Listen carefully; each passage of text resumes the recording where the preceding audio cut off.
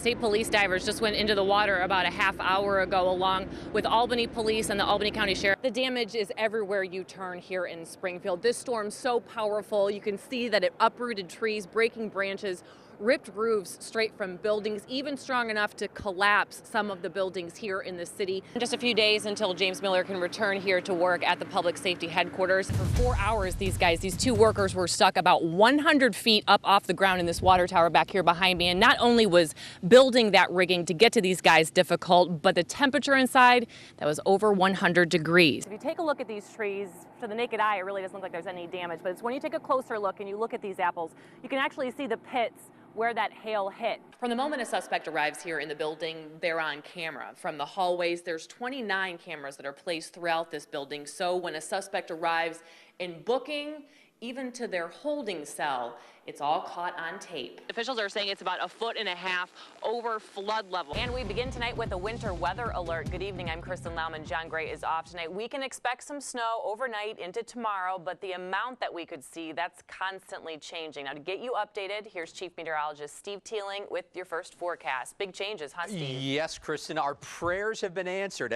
We are following a breaking news alert out of Albany right now. Police are on Elk Street in the city following an apparent shooting there. Fox 23's Julie Tremmel is live at the scene. And Julie, what did you see? First, Fox 23 was the first to report that 7 state workers won the $319 million prize in Friday's drawing. Well, today they stepped forward to officially claim their checks and tell the public what they have planned. Well, the state budget is now a done deal, passed early this morning ahead of the deadline for the first time in years. Now, though, comes the fallout, the impact of what spending cuts will mean. Fox 23's Walt McClure is live at the Capitol tonight with a look at the day after the final budget push. Walt. An Albany man is arrested, charged with murder and attempted murder tonight. U.S. Marshals say 23-year-old Jatique Stanford of Albany was arrested this morning in Staten Island. In Greene County, former thoroughbred horse breeder Ernie Paragallo is headed back to jail. The DA's office saying today that the state Supreme Court affirmed the 33 animal cruelty convictions against the 52-year-old. Jackpot. A group of Capital Region co-workers are multi-millionaires tonight. And together, they have won the 5th largest jackpot in Mega Millions history. Good evening, I'm Kristen Lauman. First on Fox. Fox 23 was the first to report that 7 state workers are New York's newest millionaires, winning last night's drawing for $319 million. Can you even imagine? Fox 23's Julie Tremmel joins us live in studio right now to tell us what we know about the folks who will eventually share all that cash. In Warren County, a Fort Ann teenager is dead after an accident on West Mountain. The sheriff's department says 17-year-old Sean LaFlash was skiing with a friend at the ski center this morning when they became separated. People were evacuated from their homes as a precaution today as Albany firefighters worked to put out a fire in an apartment building. It happened around 1:30 this afternoon at 42 Willett Street in the city. In Montgomery County, police there have charged a woman with manslaughter after an investigation into a fatal motor vehicle accident. Bonnie Bahachek also faces charges of vehicular manslaughter, criminally negligent homicide, and DWAI drugs. And it's time right now for weather where you live. Sunny but chilly today. I am ready for some warmer weather, Jason. Unfortunately, it's going to take a couple of days. In tonight's health alert, if you need a reason to quit smoking and you have a pet, that could be your answer.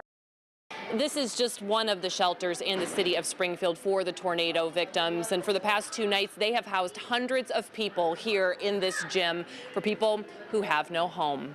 I grabbed toiletries and like a pile for Jim, a pile for me, and a whole suitcase for Alexandra, my daughter. Tried to do as much as I could, and then the wind picked up and I got really frightened. This high school gym is home right now to Michelle Kaczynski and hundreds of others after a tornado toppled trees and ripped apart homes Wednesday night. This is my family's building right on the corner of Union and Main.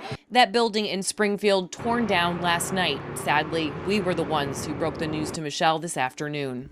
I have a bench with all my pictures in it from like when Allie was a baby. Like, I mean, that's like.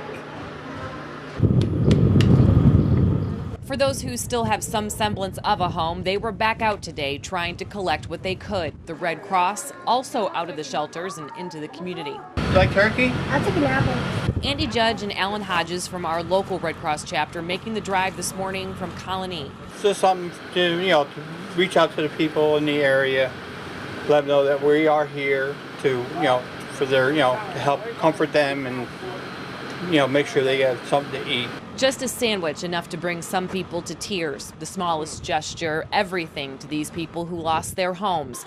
Some who only have the things on their cots, the clothes on their backs. So these shelters will stay open. These food runs will continue as long as people need a meal, medicine, a place to stay. Yeah, we haven't seen anything like this in the area. As far as I understand, the disaster assessments have still not been completed, so some people still don't even know the state of their homes yet. So we're going to be here until everybody has some place to go.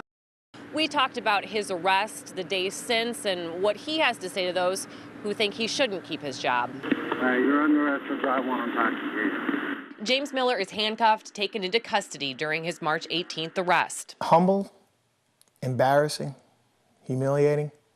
The first 2 days were some of the worst days of my life. The officer did what he needed to do.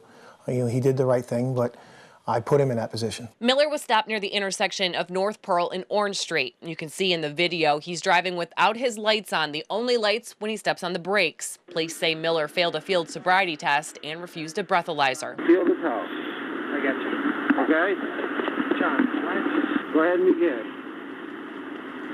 1001. I had a couple drinks at a couple different places that night. I didn't think that I had consumed to the point where I was unable to drive. Had you done it before? I think we've all done it before, on some level. And probably 90% of the population have done it if you drink. It's just, the majority of people don't get caught. I got caught. About 2 weeks after his arrest, Miller pled guilty to DWAI and says he takes full responsibility for his actions. He's thankful no one got hurt that night. What do you say to those people who don't think you should have your job back?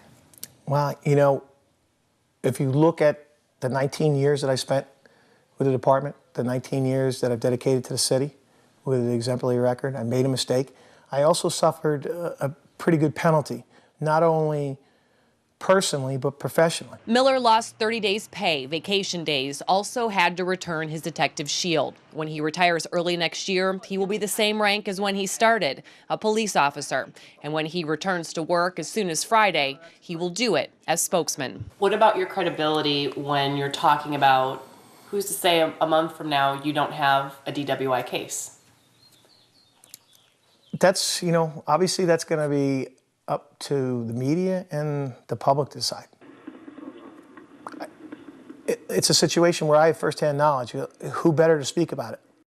Fox 23 was the first to report that 7 state workers won the $319 million prize in Friday's drawing. Well, today they stepped forward to officially claim their checks and tell the public what they have planned.